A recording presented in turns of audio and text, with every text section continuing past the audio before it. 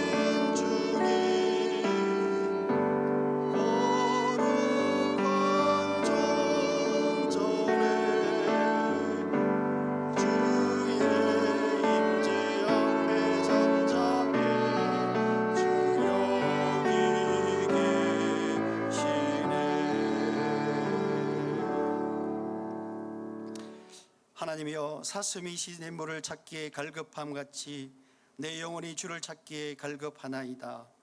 내 영혼이 하나님 곧 살아계시는 하나님을 갈망하나이다. 내가 어느 때에 나아가서 하나님의 얼굴을 배울까? 사람들이 종일 내게 하는 말이 내 하나님이 어디에 있느냐 하오니 내 눈물이 주야로 내 음식이 되었도다. 내가 전에 성의를 지키는 무리와 동행하여 기쁨과 감사의 소리를 내며 그들의 하나님을 집으로 인도하였더니 이제 이 일을 기억하고 내 마음이 상하는도다.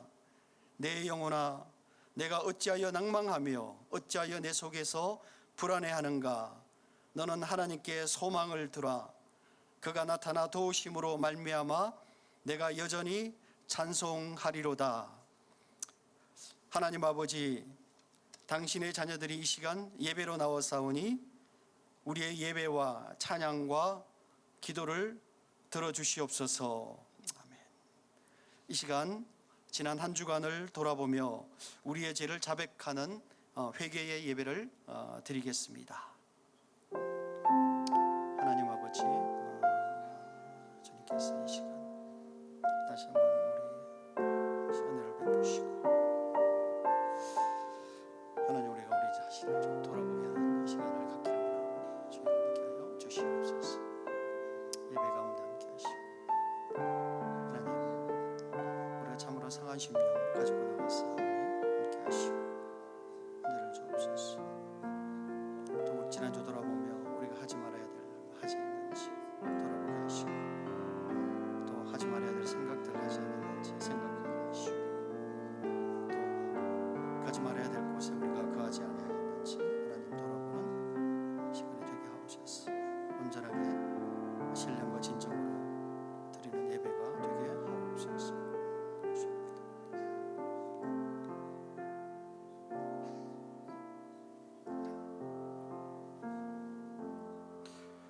만일 우리가 우리 죄를 자백하면 저는 미쁘시고 의로우사 우리 죄를 사하시며 우리를 모든 불의에서 깨끗하게 하실 것이요. 사도신경으로 우리의 신앙을 고백합니다. 전능하사 천지를 만드신 하나님 아버지를 내가 믿사오며 그 외아들 우리 주 예수 그리스도를 믿사오니 이는 성령으로 잉태하사 동정녀 마리아에게 나시고 본디오 빌라도에게 고난을 받으사 십자가에 못 박혀 죽으시고 장사한 지 사흘 만에 죽은 자 가운데서 다시 살아나시며 하늘에 오르사 전능하신 하나님 우편에 앉아 계시다가 저리로서 산자와 죽은 자를 심판하러 오시리라. 성령을 믿사오며 거룩한 공회와 성도가 서로 교통하는 것과 죄를 사하여 주시는 것과 몸이 다시 사는 것과 영원히 사는 것을 믿사옵나이다. 아멘.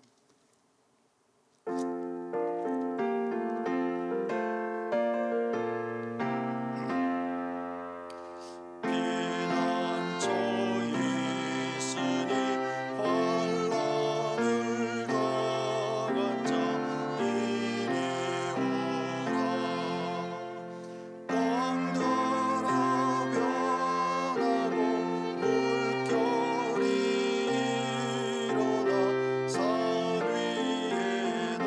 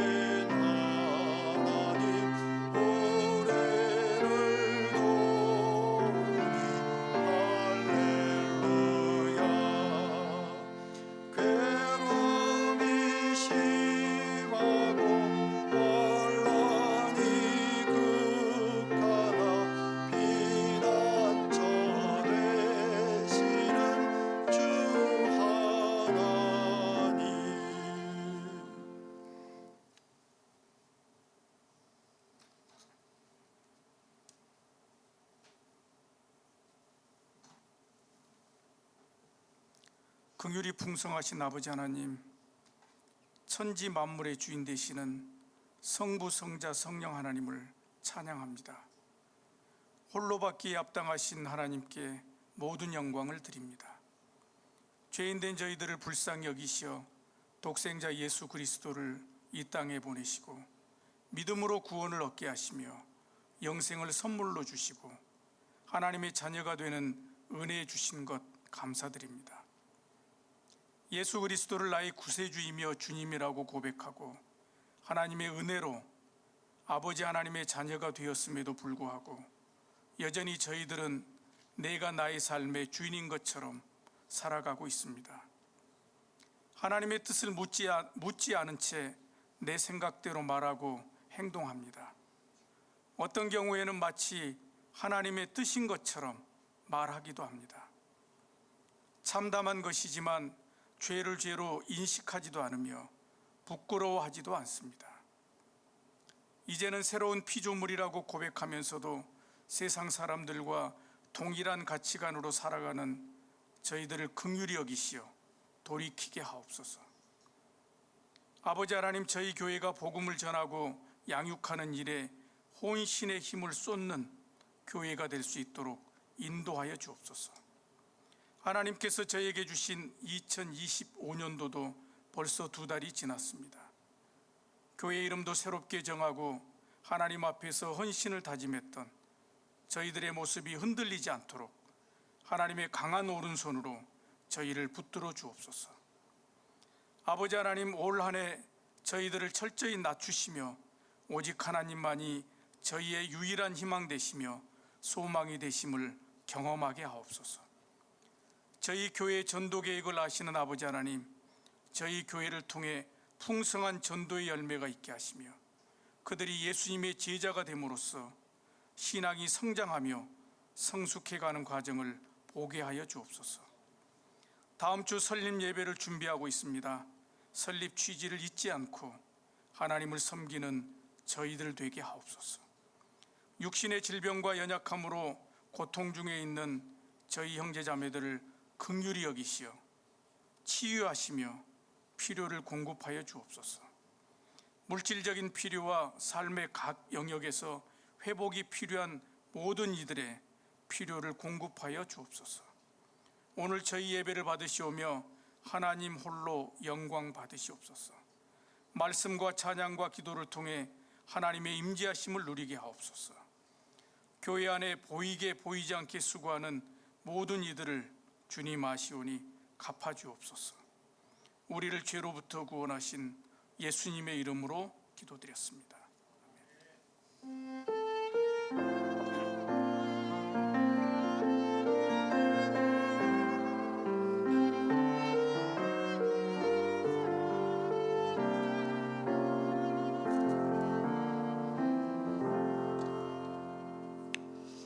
네, 벌써 3월이 되었습니다. 그렇죠? 저희가 지난 겨울 다 지났다고 할 수는 없지만 어쨌든 너무 추웠던 그런 겨울이었던 것 같습니다. 미사리가 강가라서 조금 더 추운 것 같은 느낌이 듭니다. 3월 2일 주일 예배 나오신 여러분 모두를 환영합니다. 우리 주변 보시면서 한번 인사 한번 하실까요? 반갑습니다. 네, 반갑습니다. 네, 좋습니다. 몇 가지 교회 소식 알려드리도록 하겠습니다. 다음 주 제가 3월 9일이죠. 오후 4시에 교회 설립 감사 예배를 드립니다. 그래서 혹시 초청장이 필요하신 분들은 저희가 인터넷 초청장 있으니까 교회에서 다운 받으셔서 좀 보내주시면 좋겠습니다. 점심 식사 후에 구역 예배 계속됩니다. 여러분께서 구역 예배와 또 성경 공부와 또 청년 새가족 성경 공부 해당되는 대로 잘 참석해 주시면 좋겠습니다. 3월 셋째 주부터 또 가정별 신방합니다. 지난주에 말씀드린 것처럼 저희가 집으로 가지 않고 여러분 댁 근방에 있는 식당에서 만나서 같이 또 식사도 하면서 말씀을 좀 같이 나누려고 합니다. 3월 15일부터 저희가 매주 토요일 오후 1시에 교회 금방이 되겠죠. 여기 아마 그 건들목 정도 아마 될 것 같습니다. 그래서 잉어빵, 붕어빵인지 잉어빵인지 잘 모르겠지만 하여튼 전도를 시작합니다. 그래서 하고 그다음에 이제 롯데캐슬 헤븐 시티 2차는 저희가 3월 16일 전심 후에 또 하려고 합니다. 그래서 여러분께서 잘 기억해 주시고, 특별히 저희가 올해 전도에 대해서 열심을 내려고 합니다. 그래서 전도를 위해서 여러분 또 기도를 해주시면 좋겠습니다. 오늘 저희가 새롭게 참석하신 우리 한 분 또 소개를 좀 해드리려고 합니다. 주예성 전도사님이신데요. 제가 다음 주부터 오실 찬양 사역자이십니다. 저희가 저 뒤에 있는데요. 한번 박수 한번 하겠습니다. 오랜만에 굉장히 영한 얼굴을 보는 것 같습니다. 자, 이 시간에는 저희가 3월 15일부터 하는 그 잉어빵 전도에 대해서 우리가 이제 지난번에 한번 소개를 드렸던 우리 이영미 목사님께서 저희를 많이 이제 좀 도와주실 건데요. 사실은 매주 와서 이렇게 도와주시는 것이 절대 쉬운 일은 아닙니다. 그래서 굉장히 또 시간을 내셔서 기도하시면서 결정하시고 도와주시기로 하셨는데, 저희가 이 시간에는 한 10분 정도 우리 이영미 목사님께서 이 전도에 관해서 또 전도를 하면서 어떤 그 여러 가지 부흥이 있었는가 이런 것들을 좀 잠깐 좀 하시는 말씀을 좀 들었으면 좋겠다 생각이 들어서 시간을 마련했습니다. 우리 이영미 목사님 모시도록 하겠습니다. 기도로 박수로 환영해 주시기 바랍니다.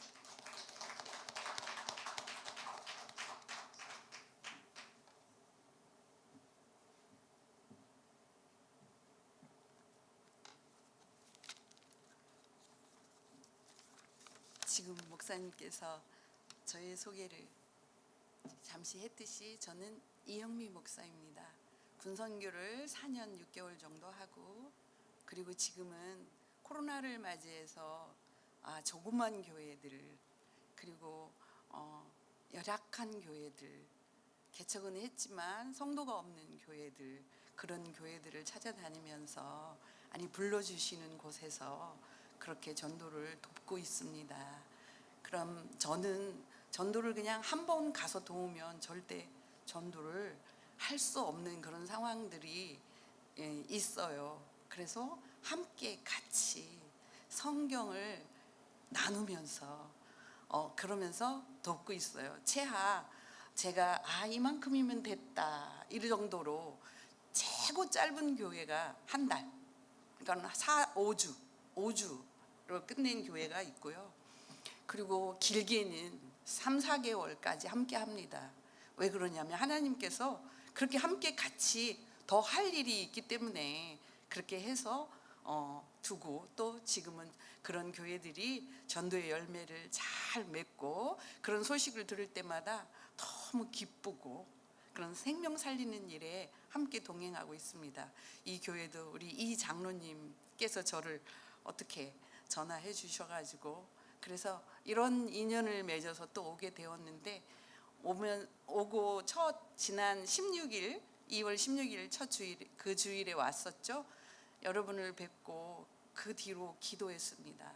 이 교회가 정말 아름다운 교회고, 그리고 하나됨과 나눔의 교회라는 예쁜 이름을 가진 교회를 두고 매일매일 기도하고 있습니다. 가득가득 차서 하나님께 영광 올려드리는 그런 교회가 될 수 있도록 기도로 함께 동행하고 있었습니다. 오늘 제가 함께 나누고 싶은 이야기는, 저는 전도를 성경을 가지고 해요. 성경의 말씀. 저희가 전도를 할 때 가장 중요한 생명의 말씀이 성경인 거 아시잖아요. 성경의 말씀을 가지고 전도하지 않으면 금방 힘들어지고, 또 나약한 마음에 또 전도하는 것을 실패하게 됩니다. 많이 해보셨잖아요. 이 교회도 열매를 많이 맺고 계시던데 장로님한테 그 소망의 말, 생명의 말씀을 함께 나누었습니다. 그랬듯이 저희들이 성경을 가지고 전도하지 않으면 정말 힘듭니다. 내 생각, 내 의지, 내 뜻대로 전도가 되어지는 것이 아닌 것을 여러분도 이미 잘 아실 것입니다. 저는 그것을 절실히 아는 사람이에요. 저는 그래서 이 성경의 말씀이 전체가 어찌 그리 전도로 연결되어서 들리는지, 지난 16일에 주신 우리 목사님 설교도 저는 그 설교를 들으면서도 전도와 연결되어서 듣습니다. 이렇게 하나님의 말씀이 전부 전도로 들립니다. 교회는 어떤 곳인가요? 교회가 어떤 곳일까요? 이 하나됨과 나눔의 교회, 이곳의 교회가 모이면 지금처럼 이렇게 예배하고, 그리고 돌아가면 무슨 일을 하신가요? 돌아가서도 우리는 흩어지면 전도하는 곳입니다.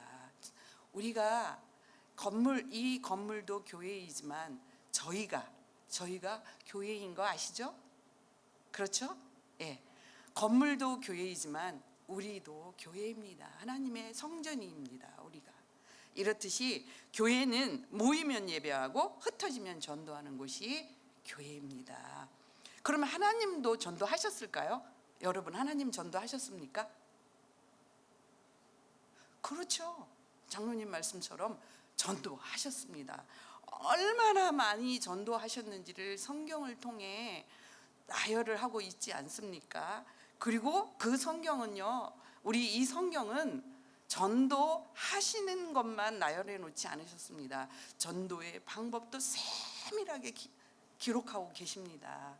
그래서 저와 함께 전도도 할 것이지만 저는 전도하기 전에 항상 20-30분 성경을 나눔을 갖습니다. 성경의 이런 상황에 이런 사람과는 하나님은 어떻게 전도하셨는지, 이런 것을 디테일하고 상세하게 기록해 주신 그 말씀을 나누고, 그리고 현장에 나아가서 하나님께서 보내주신 많은 사람들을 대할 때 그 대하는 모습 속에 하나님이 보내주신 그 사람 하나하나를 우리가 맞이하면서 하나님이 보내주신 그 사람과 함께 하나님의 축제에 나아가는 그 전도의 현장을 맛보기를, 여러분과 함께 전도해 보기를 바랍니다.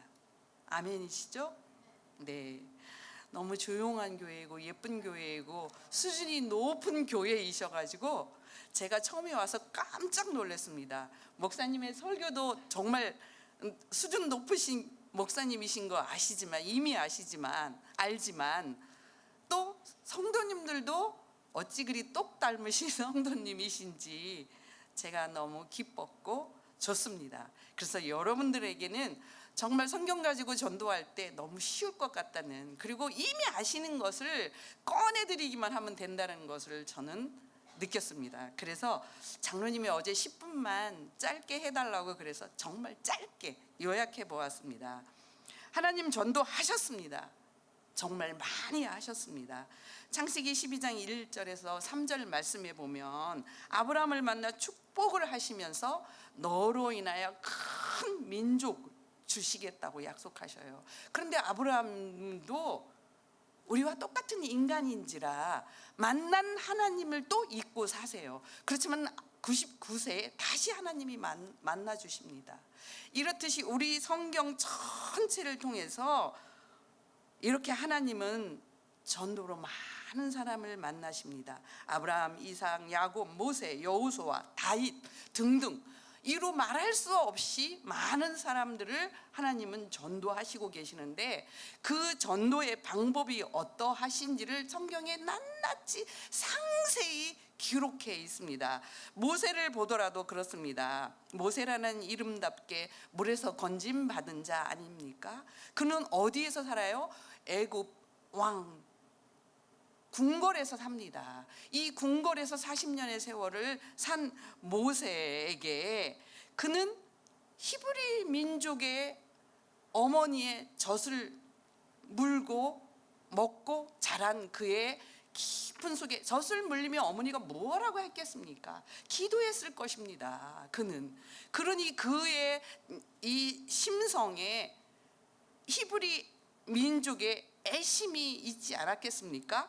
그렇듯이 그는 그 애심 때문에 사람을 하나 죽이고 출애굽의 여정을 이미 겪습니다. 그리고 출애굽의 여정을 이미 겪으면서 한 그가 무슨 일을 합니까? 모세는 이미 출애굽의 여정 속에 하나님이 전도자로 쓰실 그 일들을 40년을 그 경로와 그 출애굽 경로와 그 모든 것들을 다 경험하게 하십니다. 그런 다음 하나님은 그를 만나 출애굽의 지도자로 세우시는 그런 아주 정말 상세한 기록들이 그 전도의 방법이 그리고 그를 통해서 하시되 하나님은 먼저 하나님이 나아가셔서 만날 자를 만나고 보낼 자를 보내서 그래서 전도의 환경을 만드신 다음에 모세 보고 이제 가라 모세야 나야 저 이스라엘 저 하나님의 민족 전 민족을 이끌고 너 나아가라 광야로 나아가거라. 그 광야 길이 어떤 길입니까? 이미 모세가 다 겪은 양을 치며 겪고 오르고 내린 그 길입니다. 너무 지리적으로도 잘 아는 글을 사용합니다. 여러분들도 이미 주일 예배를 통해 성경 읽기를 통해 많은 것들을 알고 계십니다. 하지만 그것들을 꺼내서 이제는 전도할 때입니다. 이렇듯 구약 성경은 온통 하나님의 전도로 얼룩져 있고 그 전도의 방법과 그 전도의 현장이 디테일하게 자세히 상세하게 기록되어 있는 성경입니다. 그러면 신약에 나오시는 예수님은 전도하셨을까요? 안 하셨을까요? 전도하셨습니다. 구약의 성경보다 하나님의 몸으로 이 땅에 오신 예수님께서 더 상세하게 우리의 몸과 똑같은 몸으로 전도의 현장을 보여주고 계십니다. 이것이 신약입니다. 어떻게 보여주고 계십니까? 누가복음에서 보면 가난한 자, 포로된 자, 눌린 자, 눈먼 자 이런 모든 자들의 전도를 인성으로 오신 예수님의 전도가 아주 상세히 우리와 똑같은 몸으로 이 땅에 태어나서 전도하시는 방법이 기록되어 있는 누가복음입니다. 그렇다면 요한복음은 또 어떻습니까? 요한복음은 물이 변해서 포도주가 되는 사건, 그리고 신하 아들을 고쳐주시고 38년 된 병자를 고치시고 5,000명을 먹이시고 물 위를 걸으시는 이런 신성으로 오신 예수님의 모습을 자세하게 전도하고 계신 그 예수님의 모습을 기록하고 있습니다. 저는 어찌 이렇게 성경을 읽을 때마다 다 전도로 연결되어서 성경이 읽혀지는지요. 그러니 제가 전도하지 않고는 살 수가 없는 사람입니다. 이렇게 읽어지는 성경을 어찌 전도를 안 하겠습니까? 이것을 여러분들과 함께 나누고 싶은 거예요. 여러분들 때로는 전도하다 지칠 때 많이 있습니다. 우리의 생각과 우리의 마음과 내 뜻대로 그리고 내 열성으로 하다 보니 그렇습니다. 하지만 성경으로 이렇게 자세하게 기록되어 있는 이 성경 구절구절들을 함께 찾아가며 읽으면 정말 신이 나고 그리고 우리들이 다시 회복됩니다. 그렇게 나아갈 때 지치지 아니하고 쓰러지지 아니하고 포기하지 아니하고 전도할 수 있습니다. 여러분들 할 수 있겠지요? 네, 그렇습니다. 또 예수님은 어떻게 전도하셨어요? 자신의 몸을 스스로 십자가에 내어 걸으시면서까지 전도하셨습니다. 그리고 오순절 성령 강림 후 첫 교회의 모습이죠. 제자들이 실시했던 전도, 사도행전 있지 않습니까? 저는 이 사도행전을 전도행전으로 읽습니다. 이렇듯이 우리는 성경 전체가 온통 하나님의 부름받은 소명을 감당하는 전도 성경이라고 봅니다. 여러분, 저와 전도하셔야겠지요? 예, 전도하셔야 됩니다. 전도 누가 하는 겁니까? 전도 누가 하죠?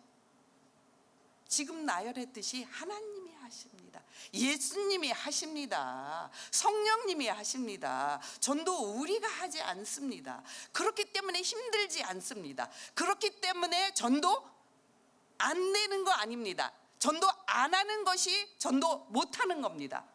전도하기만 하면 하나님께서는 우리를 통해서 당신의 일을 행하실 것입니다.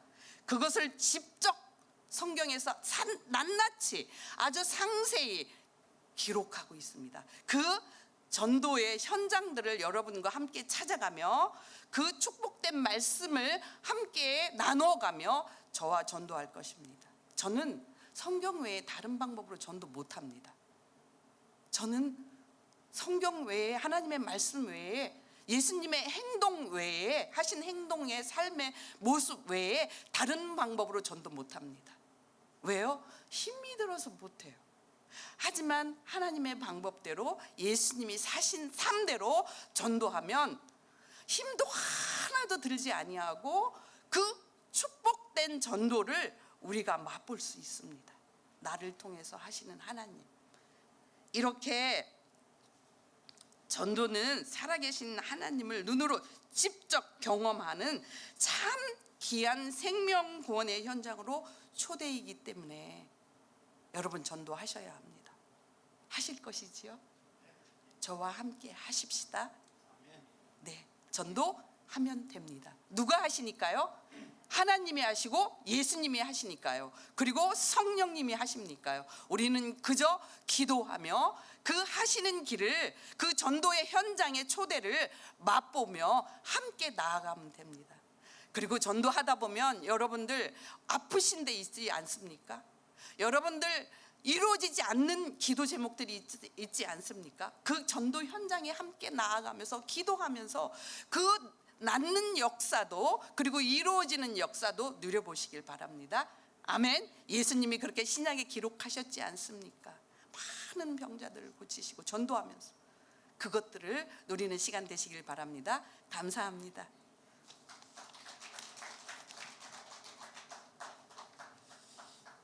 네, 말씀 들으니까 정말 열정적으로 전도를 저희도 같이 좀 해야 되겠다, 그런 생각이 듭니다. 제가 특별히 또 아까 말씀하신 것 중에서 지금 우리가 전도할 때다, 그런 생각이 듭니다. 그래서 열심으로 같이 또 참여하면서 전도의 좋은 열매가 거두어졌으면 좋겠습니다. 성경 봉독 저희가 같이 하도록 하겠습니다.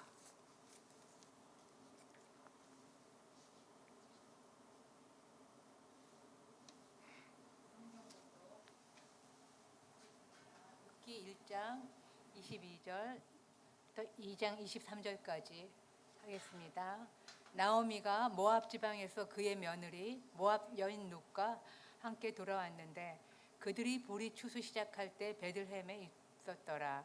나오미의 남편 엘리멜렉에게 친족으로 유력한 자가 있으니 그의 이름은 보아스더라. 모압 여인이 룻이 나오미에게 이르되 원컨대 내가 밭으로 가서 내가 누구에게 은혜를 입으며 그를 따라서 이삭을 주겠나이다 하니 나오미가 그에게 이르되 내 딸이 갈지어다 하매 룻이 가서 베는 자를 따라 밭에서 이삭을 줍는데 우연히 엘리멜렉의 친족 보아스에게 속한 밭에 이르더라. 마침 보아스가 베들레헴에서부터 와서 베는 자들에게 이르되 여호와께서 너희와 함께 하시기를 원하노라 하니 그들이 대답하되 여호와께서 당신에게 복 주시기를 원하나이다 하니라. 보아스가 베는 자들을 거느린 사안에게 이르되 이는 누구의 소녀냐 하니 베는 자를 거느린 사안이 대답하여 이르되 이는 나오미와 함께 모압 지방에서 돌아온 모압 소녀인데 그의 말이 나로 베는 자를 따라 단 사이에서 이삭을 죽게 하소서 하였고 아침부터 와서는 잠시 집에서 쉰 후에는 지금까지 계속하는 중이니이다. 보아스가 룻에게 이르되 내 딸아 들으라. 이삭을 주스러 다른 밭으로 가지 말며 여기서 떠나지 말고 나의 소년들과 함께 있으라. 그들이 베는 밭을 보고 그들을 따르라. 내가 그 소년들에게 명령하여 너를 건드리지 말라 하였느니라. 목이 마르거든 그르게 가서 소년들이 기로 온 것을 마실지니라 하는지라. 룻이 엎드려 얼굴을 땅에 대고 절하며 그에게 이르되 나는 이방 여인이거늘 당신이 어찌하여 내게 은혜를 베푸시며 나를 돌보시나이까 하니 보아스가 그에게 대답하여 이르되 내 남편이 죽은 후로 내가 시어머니에게 행한 모든 것과 내 부모와 고국을 떠나 전에 알지 못하던 백성들에게 온 일이 내게 분명히 알려졌느니라. 여호와께서 내가 행한 일에 보답하시기를 원하며 이스라엘의 하나님 여호와께서 그의 날개 아래 보호를 받으러 온 네게 온전한 상이 주시기를 원하노라 하는지라. 누시 이르되 내 주여 내가 당신께 은혜 있기를 원하나이다. 나는 당신의 하녀 중에 하나와 같지 못하오나 당신이 이 하녀를 위로하시고 마음을 기쁘게 하는 말씀을 하셨나이다 하니라. 식사할 때 보아스가 누세에게 이르되 이리로 와서 떡을 먹으며 내 떡 조각을 초에 찍으라 하므로 누시 곡식 빼는 자 곁에 앉으니 그가 볶은 곡식을 주매 누시 배불리 먹고 남았더라. 누시 이삭을 주우러 일어날 때 보아스가 자기 소년들에게 명령하여 이르되 그에게 곡식단 사이에서 죽게 하고 책망하지 말며 또 그를 위하여 곡식 다발에서 조금씩 뽑아 버려서 그에게 죽게 하고 꾸짖지 말라 하니라. 루시 밭에서 저녁을 줍고 그 저녁까지 줍고 그 주운 것을 떠니 보리가 한 에바쯤 되는지라. 그것을 가지고 성읍에 들어가서 시어머니에게 그 주운 것을 보이고 그가 배불리 먹고 남긴 것을 내어 시어머니에게 드리매 시어머니가 그에게 이르되 오늘 어디서 주었느냐 어디서 일을 하였느냐 너를 돌본 자에게 복이 있기를 원하노라 하니 누시 누구에게서 일했는지를 시어머니께 알게 하여 이르되 오늘 일하게 한 사람의 이르는 보았으니이다 하는지라. 나오미가 자기 며느리에게 이르되 그가 여호와로부터 복받기를 원하노라. 그가 살아있는 자와 죽은 자에게 은혜 베풀기를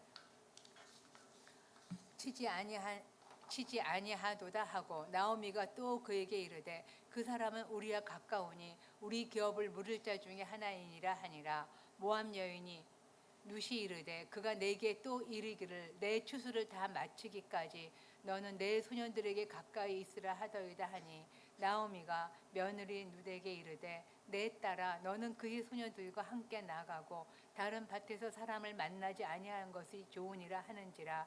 이세 누시 보아스의 소녀들에게 가까이 있어서 보리 추수와 밀 추수를 마치기까지 이삭을 주우며 그의 시어머니와 함께 거주하니라. 아멘. 길다.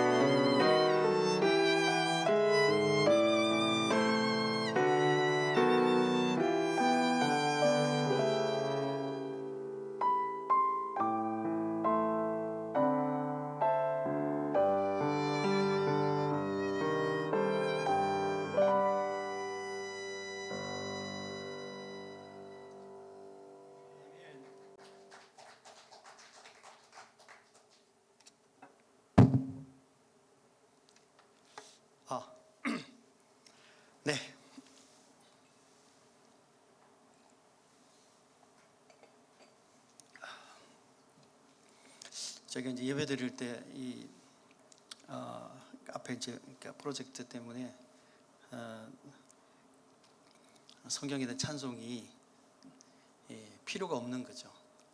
그래서 제 생각에는 여러분들이 성경 읽을 때에 앞에 보지 마시고 여러분의 성경을 보시기 바랍니다.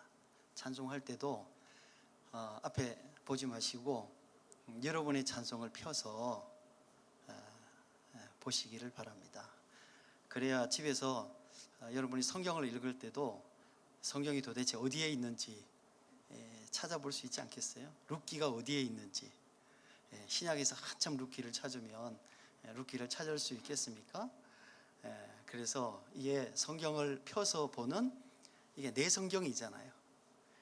그래서 여러분이 읽으시면서 거기다가 줄도 치고 또 혹시 묵상이 되면 거기다가 쓰기도 하고 그 다음에 찬송을 가지고 불러야 또 여러분이 찬송할 때에 찬송을 펴서 여러분이 찬송을 부르게 되고 혹시 찬송이 잘 생각이 안 난다 그러면은 인터넷에서 또 반주기 많이 있잖아요, 그죠? 틀어놓고 같이 부르고 저도 그렇게 합니다. 그래서 그렇게 해야 이게 내 찬송이 되고 내 성경이 되고 그러는데 맨날 이렇게 앞에 이게 프로젝트만 보게 되니까 도대체 성경이 어디에 붙었는지 알 수가 없어요. 그 다음에 그래야 여러분이 또 집에서 성경을 또 읽는데도 도움이 됩니다. 그래서 꼭 그렇게 해주시면 좋겠고요. 제가 가지고 다니는 성경이 있는데 이 성경을 소개는 하고 싶은데 제가 보니까 이 성경이 큰 글자가 없어서 여러분에게 소개를 드리기가 참 어려워요.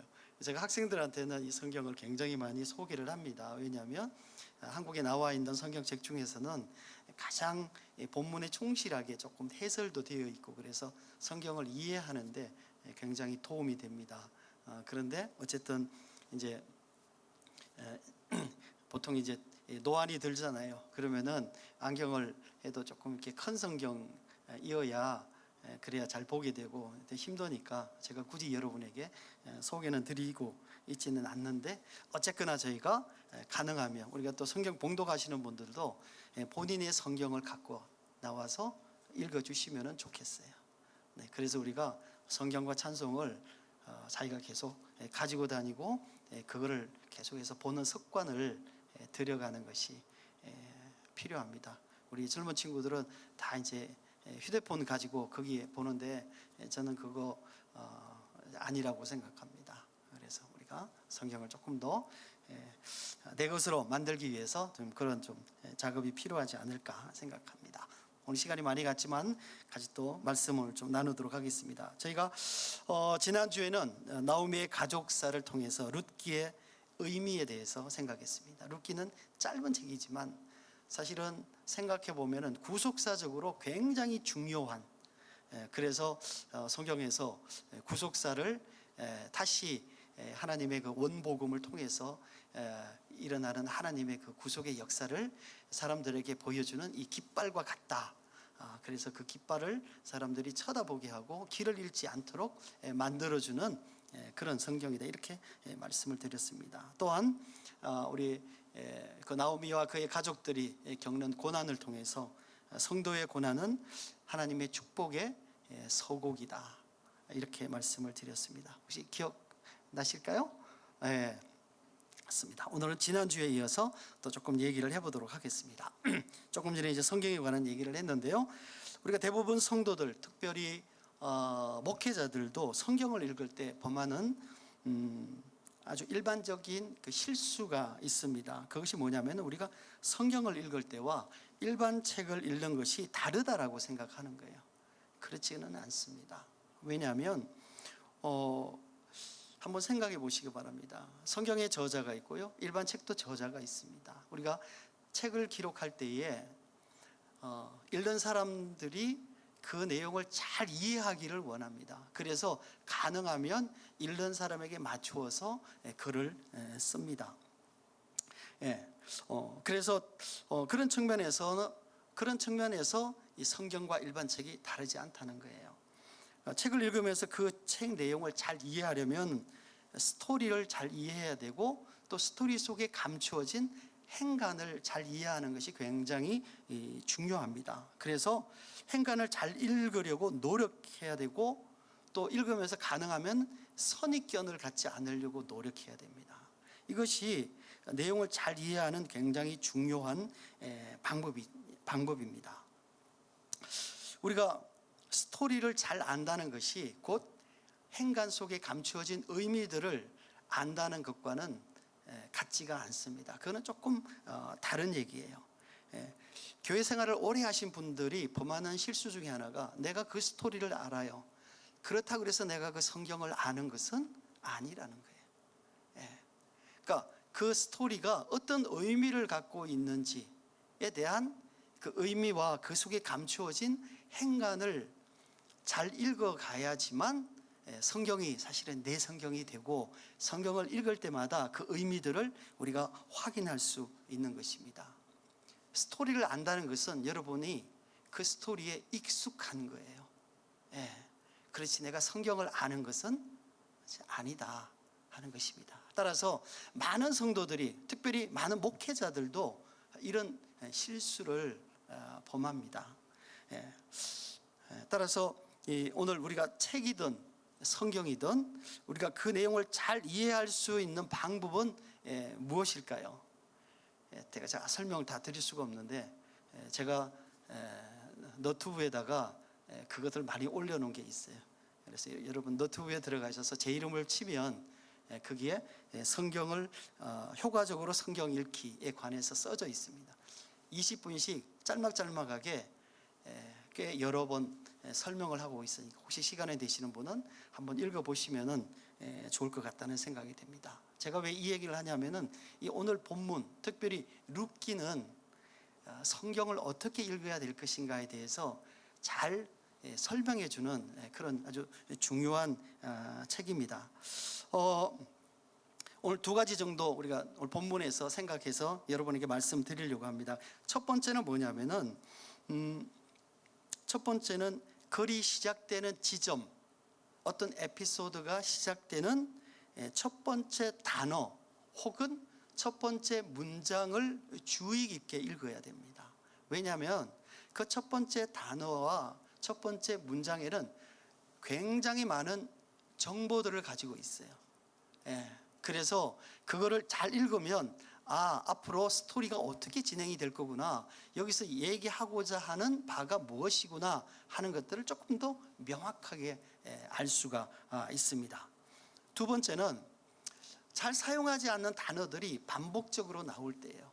두 번씩, 세 번씩 이렇게 반복적으로 나올 때 그 단어는 상당한 의미를 가지고 있다는 거예요. 그래서 그런 것들을 우리가 한번 생각해 보면 오늘 또 본문을 통해서도 그 내용을 여러분이 한번 잘 살펴보시면 여러분이 또 룻기를 보시는 또 다른 어떤 시각을 가질 수 있지 않을까라는 생각을 해보게 됩니다. 오늘 본문이 저희가 1장 22절에서부터 시작을 합니다. 그래서 1장 22절과 2장 1절 같이 한번 읽어보는데요. 저희가 지난주에 1장 22절까지가 있는데 지난주에 제가 본문을 21절까지만 했어요.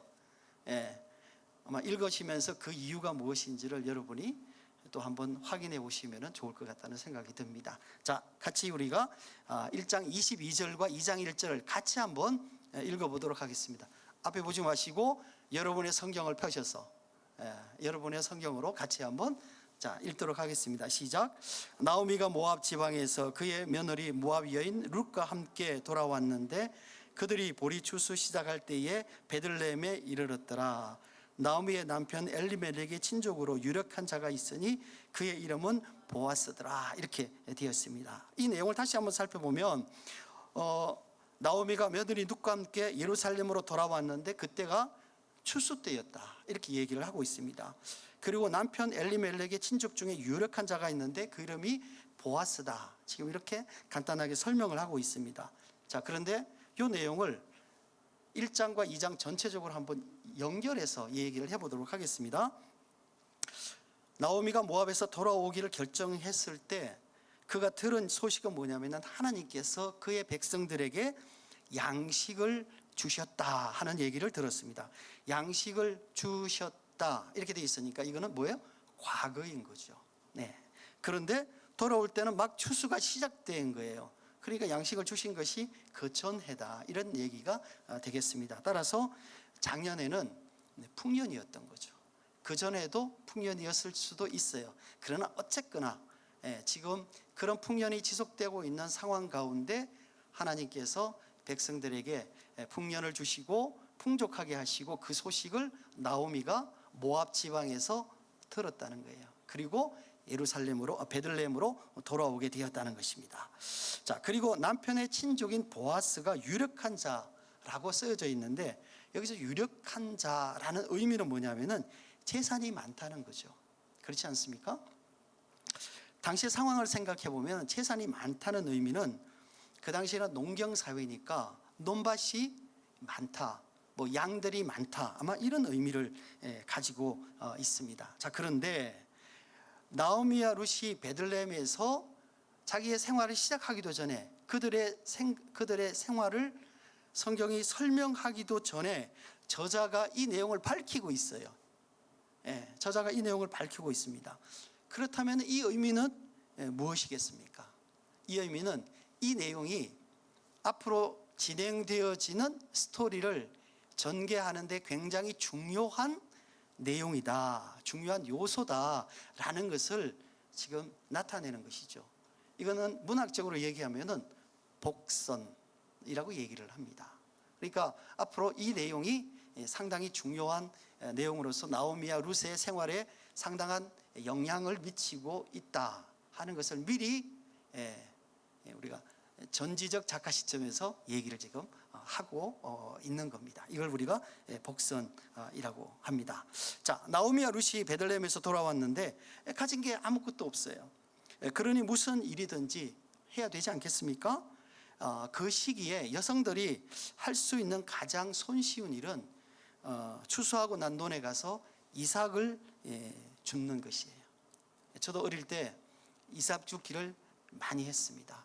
학교에서 봉지를 하나 주면서 이삭 줍기를 하라고 하루를 공부를 안 하고 쉬었어요. 네, 하루. 그래서 논에 가서 이삭을 주어서 그걸 떨어 가지고 알곡을 만들어서 학교에 갖다 주는 일을 했습니다. 그 당시에는 이 이삭 줍는 것만이 아니고 아주까리도 했고요. 뭐 별걸 다 했습니다. 네, 아주까리도 봄에 씨를 받아다가 심어서 여름 지나고 새까맣게 아주까리가 익습니다. 그러면 그거를 털어다가 그 아주까리 알맹이만 모아가지고 학교에다가 갖다 바치는 일을 아주 많이 했습니다. 자, 그런데요, 이 이삭 줍는 일이 그렇게 쉽지 않아요. 왜냐하면 그게 떨어진 그 이삭을 주워 가지고 나라를 털어서 하는 일이 만만치도 않고, 또 하나는 뭐냐면은 논들이 되게 질퍽한 논들이 많아요. 그래서 그 이삭을 줍고 나면 신발이 다 이렇게 막 젖기도 하고 망가지기도 하고 그렇습니다. 그래서 참 이게 쉽지 않은 일이었습니다. 베들레헴에 돌아온 나오미와 룻은 다른 선택의 여지가 없었습니다. 3절에 보면 그래서 룻이 이삭을 주우려고 나갔는데 우연히, 성경에 그렇게 써져 있어요. 우연히 그 논이 보아스의 논이더라, 이렇게 되어 있습니다. 자, 가끔 우리는 일상에서 우연히 일어나는 일들을 경험합니다. 우연이라는 단어의 사전적 의미는 인과관계가 없이 일어나는 일, 이렇게 정의가 되어져 있습니다. 세상에 여러분 생각해 보십시오. 원인 없이 일어나는 일이 있겠습니까? 원인 없는 결과는 사실은 없습니다. 그러니까 우연이라는 말은 엄격하게 말하면 인과관계가 없이 일어나는 일이 아니라 우리가 일이 일어나는 원인을 모르는 것입니다. 따라서 이 오늘 본문인 룻기에서 우연히라고 기록되어져 있지만 우리는 이것을 섭리라고 읽는 것이 마땅합니다. 표현은 우연이지만 그 속에 뭐가 있다? 하나님의 섭리가 있다 하는 것을 얘기를 하는 거죠. 그래서 오늘 설교의 제목이 뭡니까? 우연과 섭리 사이, 이렇게 제가 지었습니다. 즉 우연히 일어나는 일로 보이지만 실제로 그 일의 주관자이신 하나님의 섭리, 계획이 그 우연 속에 몸을 감추고 있다 하는 것을 우리가 생각해 볼 수 있습니다. 자, 그런데요, 이 우연이 한 번이 아니에요. 우연이 계속되고 있습니다. 4절에 보니까 이렇게 되어 있습니다. 4절은 우연이라고 적지 않고 마침이라고 표현하고 있어요. 그 말의 의미는 그때 마침입니다. 여러분, 우리가 그때 마침이라는 단어를 쓸 때에 그 상황을 한번 생각해 보시기 바랍니다. 우리가 어떤 얘기를 할 때 그때 마침이라는 단어를 쓸 때는 그 일이 이루어져야 될 그 시간에 긍정이든 부정이든 그 사건에 영향을 미치는 어떤 일이 일어났다 하는 것을 설명하고 있습니다. 자, 그런데 스토리를 다시 진행해 보면 이렇게 되어 있습니다. 룻이 어떤 논에 가서 이삭을 줍기 시작하는데 마침 그 논이 누구의 논이에요? 보아스의 논이에요. 앞에 보아스가 유력자다 이렇게 얘기를 했습니다. 그런데 그 많은 논들 중에 갔는데 그 논이 마침 보아스의 논이다. 이 얘기는 우연이라는 말을 다른 말로 바꾸어서 다시 한번 사용하고 반복적으로 사용하고 있는 것입니다. 그리고 그때 마침 또 보아스가 거기를 찾아왔어요. 그래서 추수의 상황을 살피면서 룻의 존재를 알게 되었습니다. 그리고 추수를 하는 소녀들에게 룻을 잘 보살필 것을 명령했습니다. 여러분이 지금 제 얘기를 듣고 룻기 2장을 지금 읽어 내려가는 것과 그렇지 않고 읽어 내려가는 것은 굉장히 어떻습니까? 다른 시각을 갖게 되는 것이죠. 자, 그러면서 12절을 저희가 또 같이 한번 읽어보도록 하겠습니다. 여러분의 성경을 펴시고요. 여호와께서 내가 행한 일에 보답하시기를 원하며 이스라엘의 하나님 여호와께서 그의 날개 아래 보호를 받으러 온 내게 온전한 상 주시기를 원하노라 하는지라, 이렇게 되어 있습니다. 이는 자신의 논에 이삭을 주러 온 룻에게 보아스가 하는 말입니다. 이 말은 구체적으로 하나님께서 이스라엘에게 베푸시는 긍휼을 나타내는 거예요. 그런데 이 말을 보아스가 하나님의 대리자로서 룻에게 하나님의 그 긍휼을 나타내고 있다, 이렇게 우리가 생각할 수 있습니다. 하나님의 긍휼은 이스라엘 백성이든 이방인이든 상관이 없습니다. 낯선 땅에 온 룻에게 이보다 더한 복음이 어디에 있겠습니까? 이런 긍휼을 우리가 경험하게 되는 것은 참으로 다행한 일이고 얼마나 행복한 일입니까? 이런 얘기를 보아스에게 들었던 룻은 그의 마음에 어떤 생각이 들었겠습니까? 아마 한동안 끼니 걱정은 하지 않아도 되겠다 하는 그런 생각이 들지 않았겠습니까? 17절에 보면 그날 저녁에 룻이 보아스의 논에서 주운 이삭을 가지고 집으로 돌아왔습니다. 그런데 그 양이 한 에바쯤 되었다, 이렇게 설명하고 있습니다. 여러분, 한 에바는 22리터예요. 22리터. 여러분, 22리터를 우리의 도량으로, 22리터는 11대입니다. 근데 이걸 우리의 도량으로 보면은 한 마리 조금 넘는 거죠. 한 마리 조금 넘습니다. 이것도 옛날 대로 쳐서 한 마리, 큰 대로 쳐서 한 마리인 거죠. 그래서 근데 여러분 한번 생각해 보십시오. 여러분 중에 혹시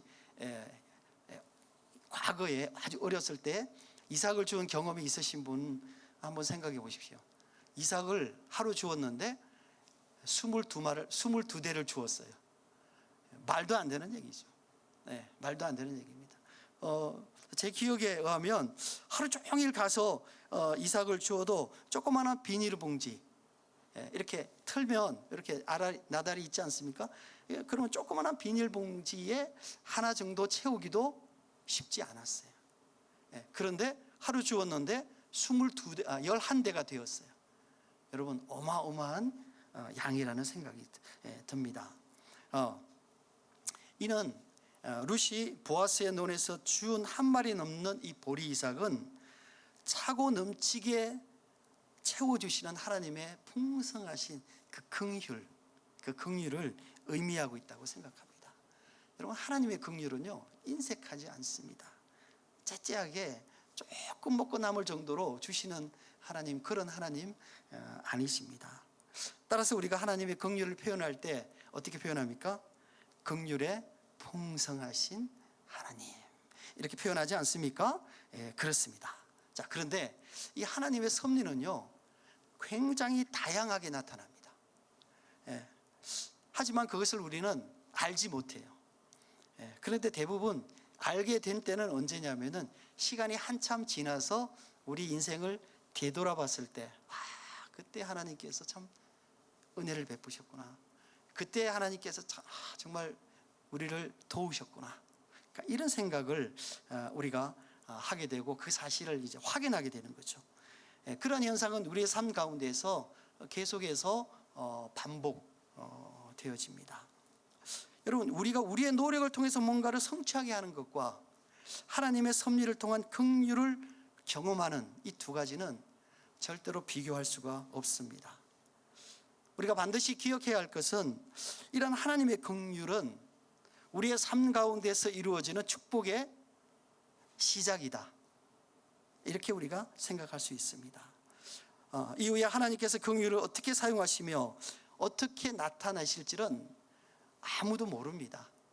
어쨌든 분명한 것은 뭐냐면은 이러한 긍휼은 하나님께서 우리의 삶에 개입하셔서 그의 섭리를 나타내는 시작점이다 하는 것을 우리가 생각해 볼 수 있겠습니다.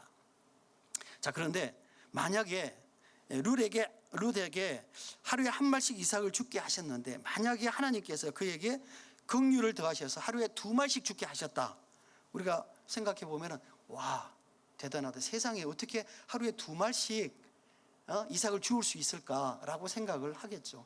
야, 정말 하나님의 긍휼이 정말 대단하다, 이렇게 생각을 할 수 있을 것 같습니다. 그러나 정말 우리가 경험하는 하나님은 그런 정도의 하나님은 아니십니다. 왜냐하면 하나님의 긍휼은 우리의 생각을 초월하기 때문입니다. 우리의 상상을 초월합니다. 우리가 가지고 있는 우리의 생각을 초월합니다. 하나님의 긍휼은 어떤 방향으로 나타날지 우리가 알 수 없어요. 알 수 없어요. 그래서 이사야 선지자는 하나님의 생각과 우리의 생각은 하늘과 땅이 다름과 같이 다르다, 이렇게 얘기를 했습니다. 우리는 뭔가 물질적으로 조금 더 우리에게 풍족했으면 하는 그런 생각을 가질 수 있지만, 하나님은 그것을 뛰어넘어서 우리가 생각하지 못했던 그 넓은 하나님의 뜻과 섭리를 우리의 삶 가운데서 보여주고 계신다는 거죠. 이처럼 하나님의 섭리는 우리의 생각의 한계를 벗어나는 것입니다. 우리가 22절을 한번 읽어보도록 하겠습니다. 같이 한번 읽어보겠습니다. 22절 같이 읽겠습니다. 시작. 나오미가 며느리 룻에게 이르되, 내 딸아, 너는 그의 소녀들과 함께 나가고 다른 밭에서 사람을 만나지 아니하는 것이 좋으니라 하는지라, 이렇게 되어 있습니다. 여러분, 이 얘기는요, 이 룻이 가서 보아스의 논에서 그렇게 많은 곡식을 줍는 것을 뛰어넘는 얘기예요. 전혀 다른 얘기의 방향으로 지금 얘기가 전개되고 있다는 것을 암시하는 그런 얘기가 되겠습니다. 저는 이 내용을 읽으면서 그런 생각이 들었어요. 야, 나오미가 하나님의 섭리를 어렴풋이나마 지금 이해하고 있는 것이 아닌가, 그런 생각이 들었습니다. 왜냐하면 되어지는 일들을 볼 때에 쉽게 일어날 일들이 아닌데 그 일들이 반복적으로 일어나고 있어요. 그러면은 우리가 생각할 때에 와, 이건 뭔가 조금 이상한데, 뭔가 조금 다른데, 이런 생각을 하게 되는 것이죠. 그래서 그런 것들을 캐치한 그 나오미는 상당한 지혜를 가진 여인이 아닌가라는 생각을 해보게 됩니다. 물론 그 내용이 우리가 룻기 4장에서 나중에 읽을 그 내용과는 전혀 다른 얘기는 하겠지만 나오미가 그 정도까지는 생각을 못했을 거예요. 그러나 어쨌든 뭔가 이거 심상치 않은 일이 일어날 수도 있겠다라는 생각을 나오미가 했다는 거예요. 자, 그러면 우리가 그런 일들을 우리의 삶에서 경험하면서 하나님의 섭리를 확인해 가는 것, 이것은요 결코 불경한 일이 아니에요. 하나님께서는요 그의 섭리를 우리의 삶 가운데서 베푸시면서 우리가 그 섭리를 이해하기를 원하십니다. 그리고 심지어는요 그 섭리 가운데 우리가 동참하기를 원하시는 하나님이세요.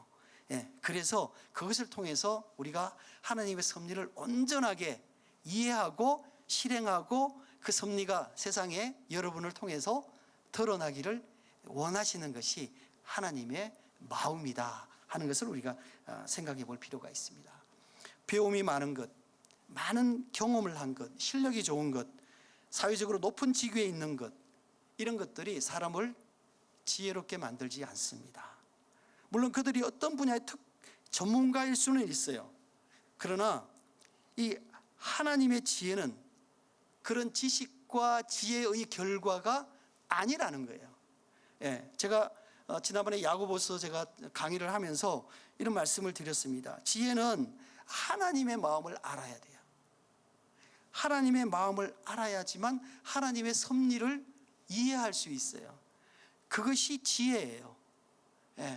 세상 사람들이 갖고 있는 경험, 세상 사람들이 갖고 있는 책을 외워서 알 수 있는 지식, 이런 것들과는 본질적으로 다른 거예요. 하나님의 지혜는요 하나님께서 우리의 삶 가운데, 우리 공동체 가운데, 우리의 국가 가운데, 이 교회 가운데 어떻게 일하실 것을 바라볼 수 있는, 그것을 볼 수 있는 힘과 능력을 주시는 거예요. 이것이 하나님의 지혜예요. 우리가 어디를 갈 때, 여러분 우리가 길 갈 때 우리 신발의 그 앞끈만, 이 코만 바라보고 우리가 길을 간다면 우리가 제대로 길을 갈 수가 있겠습니까? 눈을 들고 멀리 쳐다봐야 됩니다. 그래야 목적지를 잃지 않고 온전하게 그 목적지에 제대로 도착할 수가 있습니다. 이런 마치 엘리야가 저 바다 건너에서 올라오는 이 손바닥만한 이 구름을 보면서 3년 6개월간 오지 않았던 비가 올 것이다라고 예견했듯이, 하나님의 섭리를 이해하는 사람들은 아주 사소한 일에 되어지는 것을 보면서도 그 안에서 하나님의 섭리를 깨닫습니다. 왜냐하면 하나님의 지혜를 가지고 있는 사람이기 때문에 그렇습니다. 이것이 믿음의 능력을 갖고 있는 사람과 그렇지 않는 사람들의 차이입니다. 내 시선으로, 내 생각으로, 내 가치관으로 어떤 일들을 바라보느냐, 그렇지 않고 내 생각을 내려놓고 하나님의 마음으로, 하나님의 시선으로 우리가 되어질 일들을 바라보느냐에 따라서 우리의 삶의 행보는요, 우리의 믿음의 행보는 완전히 달라지는 거예요. 여러분, 우리가 신앙생활을 오래 했다고 해서 여러분 우리가 그렇게 되어지지 않아요. 참 아쉽지만 그렇습니다. 문제는 뭐냐면 신앙생활을 어떻게 했느냐예요. 우리가 신앙생활을 어떻게 했느냐. 여러분, 파도 치는 해변가에서는 재밌게 놀 수 있어요. 그러나 그곳에서는요 아무것도 발견할 수 없어요. 여러분, 바다에 있는 소중한 것, 중요한 것, 값어치 있는 것들은 뭐냐면은 심연에 있어요. 깊은 바다에 있습니다.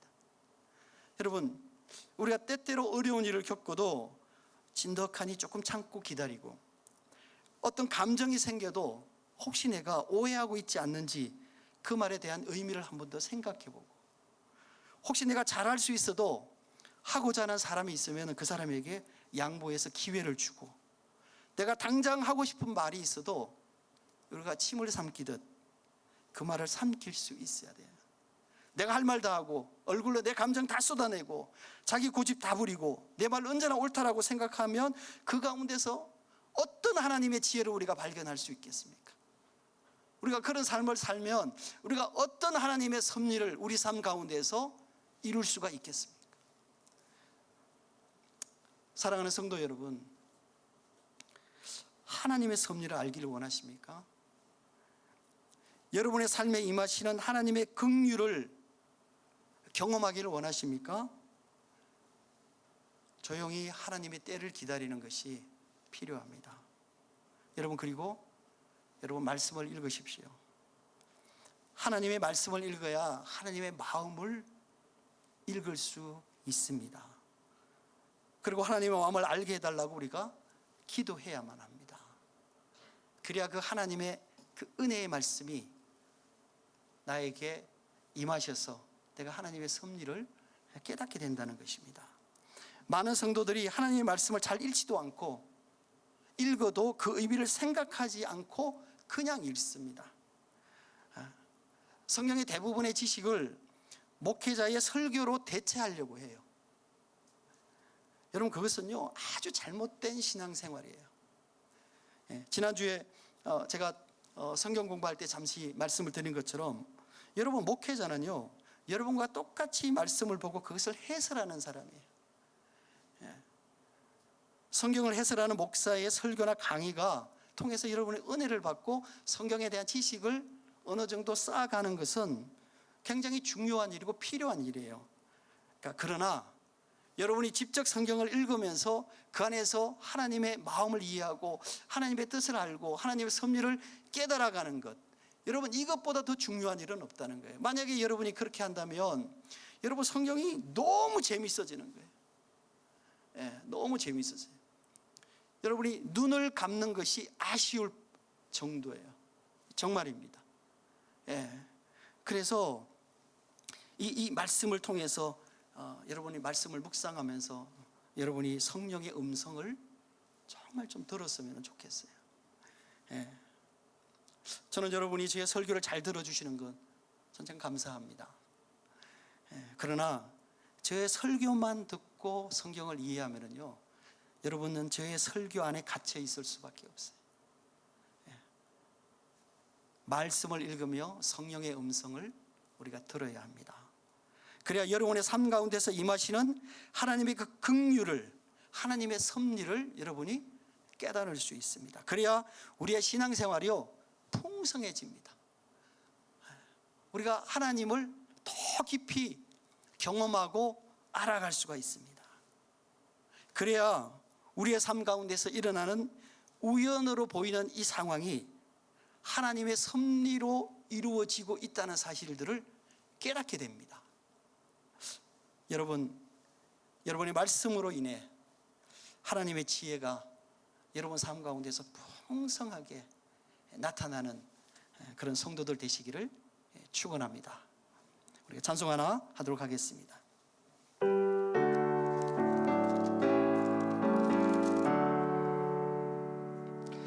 내 영혼을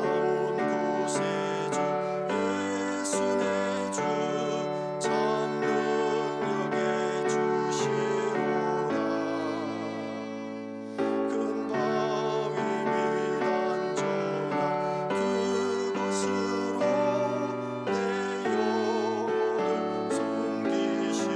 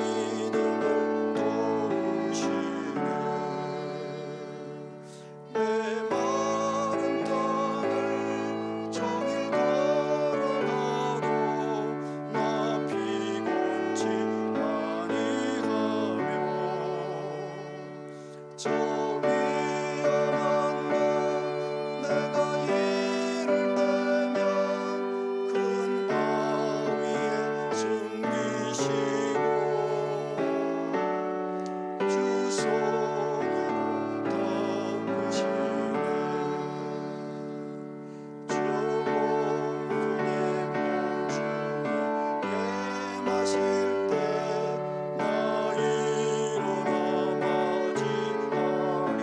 아멘. 그 구원의 은총을 노래하리. 저 천군과 천사 함께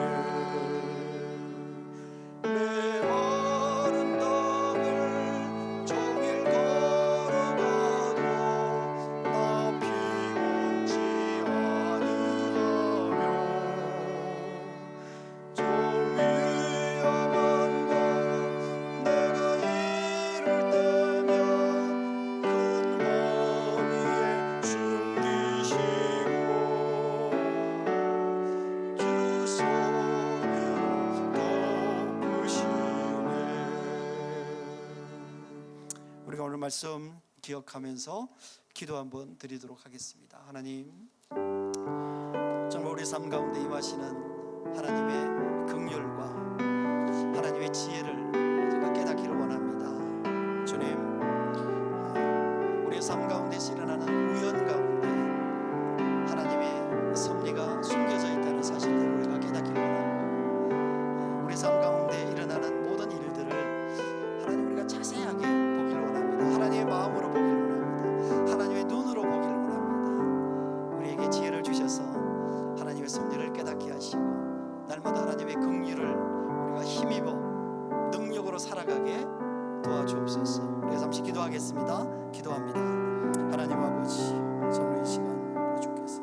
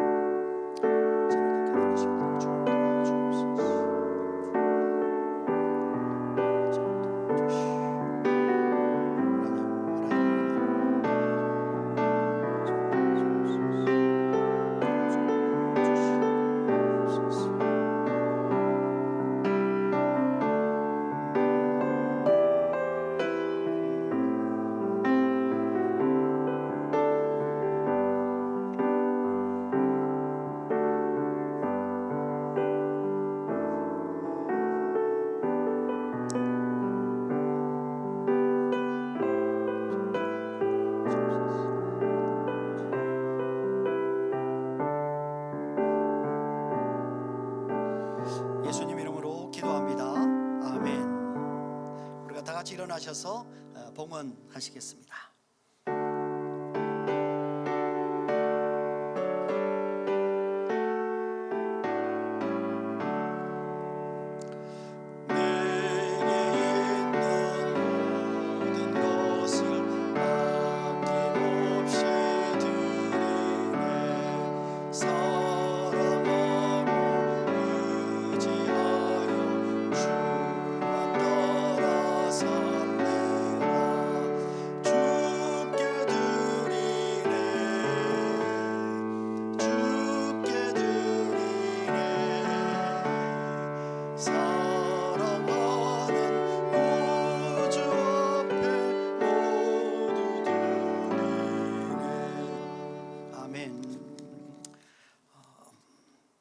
생일을 맞게 해주신 하나님께 참 감사를 드립니다. 주님께 모든 일 감사를 드립니다. 하나님께서 세워주심에 감사를 드립니다. 그리고 주일헌금 또 11조헌금 함께 드렸습니다. 기도하겠습니다. 하나님 아버지, 감사합니다. 참으로 주님께서 부족한 저희들을 택하셔서 하나님의 풍성하신 은혜와 또 섭리 가운데 또 살아갈 수 있도록 은혜를 베푸시는 것 참 감사합니다. 주님, 참으로 세상은 날로 참 팍팍해지고 참 우리가 생활하기도 참 어려운 그런 경제 상황이 되었습니다. 하나님, 그럼에도 불구하고 사랑하는 주의 종들을 붙드셔서 하나님 감사를 또 하나님께 드릴 수 있도록 하신 거 참 감사합니다. 주님, 참으로 바라기는 사랑하는 주의 종들의 사업과 직장과 학업과 하나님 하는 모든 일에 주님 축복하시고 간섭하시고 앞서서 행하시고, 하나님 또 우리가 알지 못하는 위험한 일들을 겪지 않게 하시고 우리의 뒷문을 주님께서 막아주시기를 원합니다. 주님, 무엇보다 또 외국에서 생활하는 우리 사랑하는 자녀들 주님께서 보호해 주시고, 하나님 또 우리 가정 가운데 우리 가족들 중에 또 몸이 아파 고생하고 있는 가족들이 있습니까? 주님께서 참으로 치료의 손길을 그들 가운데 얹으셔서 참으로 피 묻은 십자가의 보혈의 은혜와 능력이 참으로 임하셔 참으로 고침을 받을 수 있도록 은혜를 베풀어 주옵소서. 날마다 우리가 살아가는 삶 가운데 주님께서 인도자가 되어 주시고, 날마다 우리가 감사하며 살아갈 수 있도록 우리의 삶 가운데 은혜 위에 은혜를 더하여 주옵소서. 예수 그리스도 이름으로 감사하며 기도하옵나이다. 아멘. 우리가 공동체 고백 드리도록 하겠습니다. 나는 하나님의 자녀이며 그리스도의 제자입니다. 성령님은 나의 삶의 인도자이시며 위로자 되십니다. 오늘 나에게 허락하신 하나님의 말씀을 이해하고 적용하여 말씀대로 살아가기를 원합니다. 일상의 삶에서 본을 보이며 이웃에게 복음을 전하며 베풀어 주신 은혜에 항상 감사하며 살아갈 수 있도록 능력을 베풀어 주옵소서. 사랑하는 자여, 내 영혼이 잘됨 같이 내가 범사에 잘되고 강건하기를 내가 간구하노라. 이제는 교회 머리 되신 예수 그리스도의 크신 은혜와 자기 아들을 죽이기까지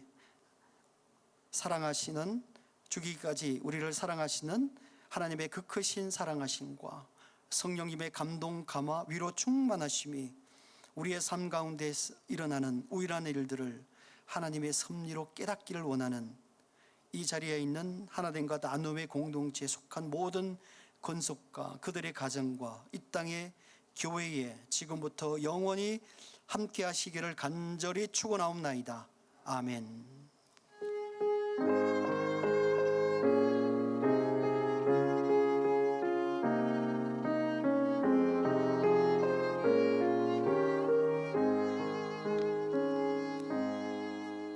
네, 예배 마치겠습니다.